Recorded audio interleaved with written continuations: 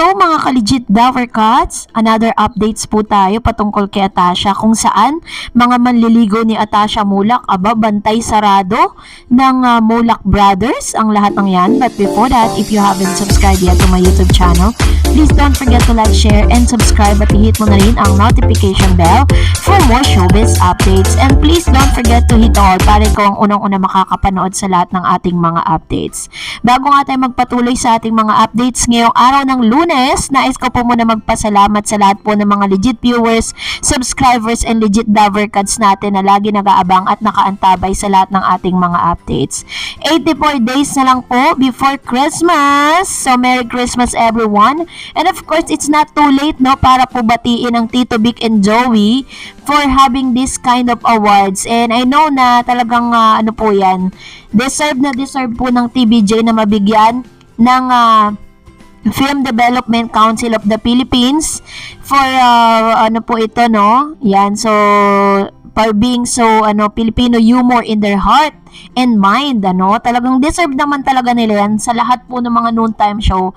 Sila po talaga yung pinaka talagang hindi ka maiinip habang sila'y pinanonood, and this is really add-on dun sa kanilang kredibilidad para po talagang masabi mo na nangunguna po sila sa noontime. And of course, syempre tuwan-tuwa po sila dahil ang tumanggap po ng kanilang mga award is no other than their siblings, no? Yung kanilang mga anak, yung anak po nilang tatlo, at nagbiro pa nga sila na trophy lang daw ang nakarating. So yung cash prize po ay hindi nakarating. No, biro lang naman nila yon sa kanilang mga anak. So anyways, congratulations po from our team dito po sa Darage Channel. Congrats TVJ, and you deserve all the rewards that you have right now. So, ayan po yung ilan sa mga pangyayari sa awards night, no? Nandun po si, yung anak po ni Tito Sen, na si Sian ba yan? Sian ba pangalan yan? And of course, ito pong si Mr. Oyoboy Soto, and anak po ni, na si Jaco, no? Si Jaco De Leon, anak po ni Master Henyo Joey De Leon. Congratulations to both of you, sa inyo pong tatlo, no? Talaga namang deserve nyo po yan.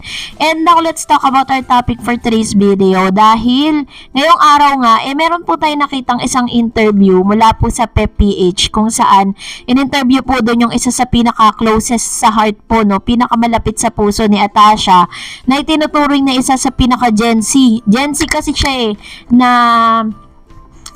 host po ng EAT, no, sa ating pong panahon. At nakita naman natin that Tash or si Tasing po talaga is, even though talagang masasabi naman talaga natin all in package, talaga siya yung kumbaga sa isang produkto, nasa kanya na lahat, talagang bibilin mo na lang, bibitbitin mo na lang, ganon po yung character na pinoportray nitong si Tasing. Pero nakita natin na very jolly at talagang little by little, she's learning, no, sa pagiging host.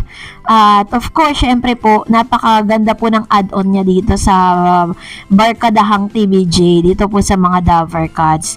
And for today's video, kasi inalam natin, ano pa nga ba yung greatest secrets, no, na meron po itong si Tasing, si Atasha, bilang or karapat dapat ba talaga siya na maging part nito pong EAT. Pero alam niyo po ba na isa sa mga closest sa heart po ni Atasha ay nagbigay ng ilang impormasyon patungkol sa kanyang twins, no?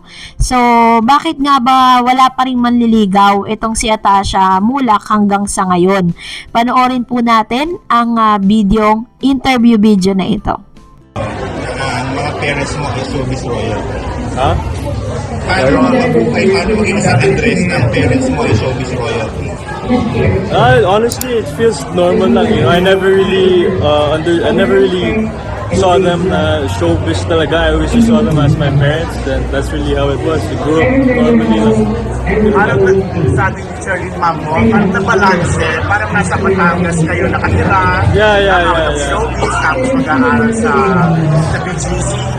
Yeah, so we grew up in Batangas, probinsya, so we just grew up playing outdoors a lot, outside, away from technology, so a lot of games.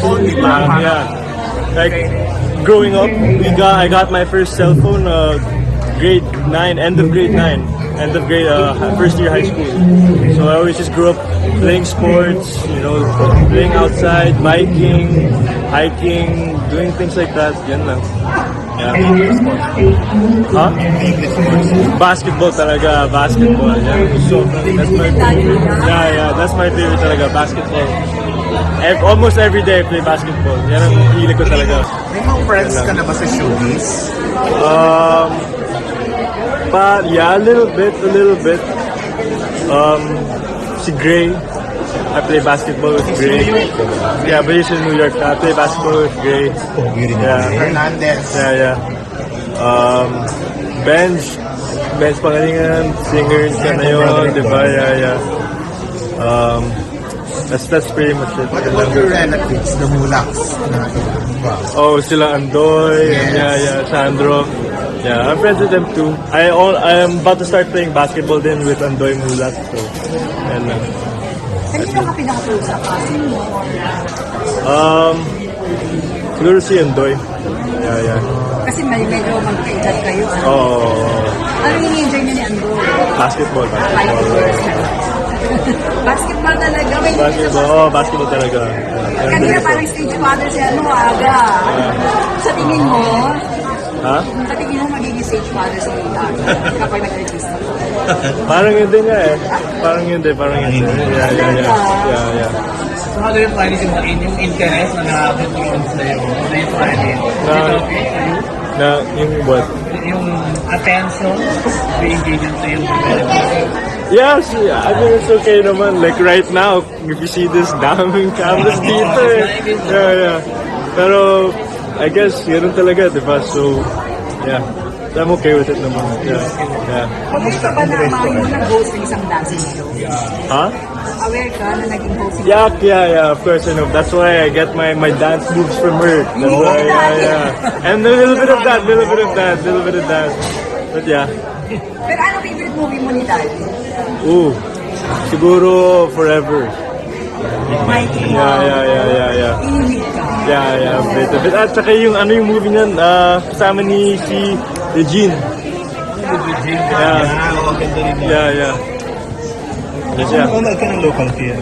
Huh? Nanonood ka pala ng local film. A little bit, but not really. More so on my dad. Pero may familiar tayo sa mga local stars na ano. Yeah, a little bit. Not too much, to be honest, but a little bit. I know the difference. The big stars, I guess. Sino yung sikat na yun? Sila like Donnie. I went to Brent with Donnie, so yeah. But your dad was much bigger than them. Dad, your During his aunt si time. Mulak, child superstar. Lola mo si Amalia, Movie Queen. Yeah. Parang hindi, ang layo pa nila compared to them. Yeah. Oo, di ba? Yeah, di ka na- Parang hindi ka na-expose talaga na di ba? Super. Yeah. I'm her brother talaga, so I'm like her first wall talaga, first barrier, you know. So if there's someone there, they have to go through me lagi. You know? Yeah. So meron mga umakit ng ligaw. Huh? May mga umakit na ng ligaw. I-screen mo muna, gano'n. Dadaan mo na sa'yo. Yeah, they have to go through me talaga. They have May to go through pag-uusik ka, gano'n. Yeah, I have to say. But yeah, yan lang. Pero meron na ba? Ha? Meron na ba? Nagkakaroon kaya Tasha na dumaan sa'yo. No, kasi they're scared of me.